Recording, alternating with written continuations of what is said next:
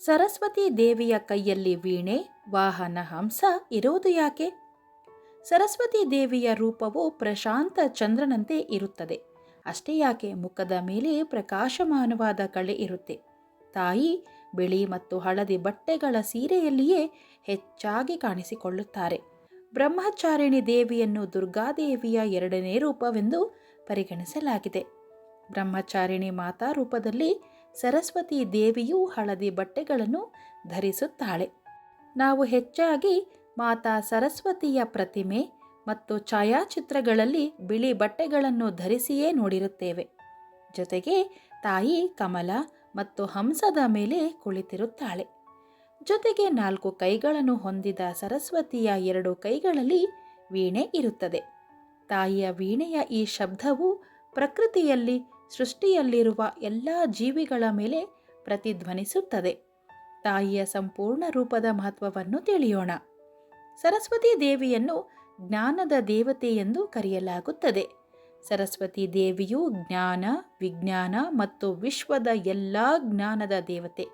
ಮಾತಾ ಸರಸ್ವತಿ ಜ್ಞಾನದ ಬೆಳಕಾಗಿದ್ದಾಳೆ. ಆದ್ದರಿಂದ ಲೌಕಿಕ ಬಣ್ಣಗಳನ್ನು ಬಿಟ್ಟು ತಾಯಿ ಶುದ್ಧ ಬಣ್ಣಗಳಲ್ಲಿ ಕಂಗೊಳಿಸುತ್ತಾಳೆ. ತಾಯಿ ಶಾಂತಿ ಮತ್ತು ಆಧ್ಯಾತ್ಮಿಕ ಶುದ್ಧೀಕರಣವನ್ನು ಸಂಕೇತಿಸುವ ಬಣ್ಣದ ಬಟ್ಟೆಯನ್ನು ಧರಿಸುತ್ತಾಳೆ. ಹಳದಿ ಬಟ್ಟೆಗಳು ತ್ಯಾಗ ಮತ್ತು ಭಕ್ತಿಯನ್ನು ಸಂಕೇತಿಸುತ್ತವೆ. ಹಳದಿ ಬಣ್ಣವು ಜ್ಞಾನದ ಸಂಕೇತ ಗ್ರಹವಾದ ಗುರುಗ್ರಹಕ್ಕೆ ಸಂಬಂಧಿಸಿದೆ ಎಂದು ನಂಬಲಾಗಿದೆ.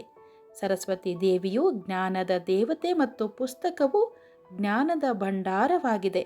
ಸೃಷ್ಟಿಯ ಸಂಪೂರ್ಣ ಜ್ಞಾನವು ವೇದಗಳಲ್ಲಿ ಅಡಗಿದೆ ಎಂದು ಹೇಳಲಾಗುತ್ತದೆ. ಸರಸ್ವತಿ ದೇವಿಯು ಜ್ಞಾನದ ಅದೇ ಸಾಕಾರ ರೂಪವನ್ನು ತನ್ನ ಕೈಯಲ್ಲಿ ಹಿಡಿದಿದ್ದಾಳೆ. ವೇದಗಳು ತಾಯಿಯ ಕೈಗಳ ಸೌಂದರ್ಯ.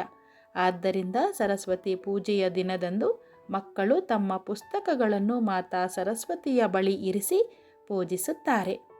ಏಕೆಂದರೆ ಸರಸ್ವತಿ ದೇವಿಯ ಅನುಗ್ರಹದಿಂದ ಕಷ್ಟಕರವಾದ ವಿಷಯಗಳನ್ನು ಸಹ ಅರ್ಥ ಮಾಡಿಕೊಳ್ಳುವುದು ಸುಲಭವಾಗುತ್ತದೆ ಎಂದು ನಂಬಲಾಗಿದೆ. ಮಾತಾ ಸರಸ್ವತಿಯ ವೀಣೆಯ ಬಗ್ಗೆ ಒಂದು ಕಥೆ ಇದೆ.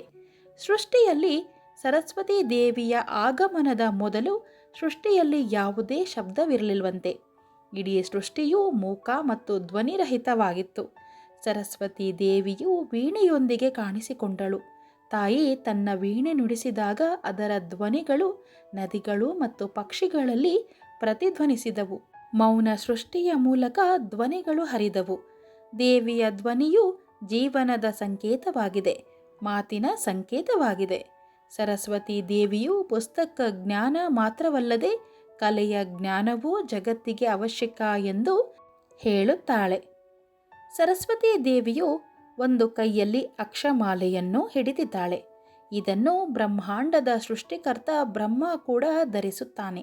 ಸರಸ್ವತಿ ದೇವಿಯು ಅಕ್ಷರ ಮಾಲೆಯನ್ನು ಸಹ ಧರಿಸುತ್ತಾಳೆ. ಏಕೆಂದರೆ ಜ್ಞಾನವನ್ನು ಪಡೆಯಲು ಸಾಧಕನಂತೆ ಧ್ಯಾನ ಮಾಡಬೇಕು ಮತ್ತು ಮನಸ್ಸನ್ನು ತಿರುಗಿಸಬೇಕು ಎಂದು ಅದು ವಿದ್ಯಾರ್ಥಿಗಳಿಗೆ ಹೇಳುತ್ತದೆ. ಇದನ್ನು ಮಾಡುವವರು ಅತ್ಯುನ್ನತ ಜ್ಞಾನವನ್ನು ಪಡೆಯುವಲ್ಲಿ ಯಶಸ್ವಿಯಾಗುತ್ತಾರೆ. ಬ್ರಹ್ಮ ಮತ್ತು ಸರಸ್ವತಿ ದೇವಿ ಇಬ್ಬರ ವಾಹನವು ಹಂಸವಾಗಿದೆ. ಸರಸ್ವತಿ ಹಂಸವನ್ನು ತನ್ನ ವಾಹನವಾಗಿ ಆರಿಸಿಕೊಂಡಿದ್ದು ಏಕೆಂದರೆ ಇದು ಪಕ್ಷಿಗಳಲ್ಲಿ ಜ್ಞಾನವನ್ನು ಹೊಂದಿದ ಪಕ್ಷಿ. ಅಷ್ಟೇ ಅಲ್ಲ, ಸರಸ್ವತಿ ದೇವಿಯ ಗುಣಗಳಿಗೆ ಹೊಂದಿಕೆಯಾಗುವ ಪ್ರಶಾಂತ ಬಿಳಿ ಮೈಬಣ್ಣವನ್ನು ಹೊಂದಿದೆ. ಇದು ಜ್ಞಾನ ಮತ್ತು ಸಂತೋಷದ ಸಂಕೇತವಾಗಿರೋದ್ರಿಂದ ದೇವಿ ಹಂಸವನ್ನು ವಾಹನವನ್ನಾಗಿ ಆಯ್ಕೆ ಮಾಡಿದ್ದಾರೆ ಎಂದು ನಂಬಲಾಗಿದೆ. ಸರ್ವಂ ಶ್ರೀಕೃಷ್ಣಾರ್ಪಣಮಸ್ತು.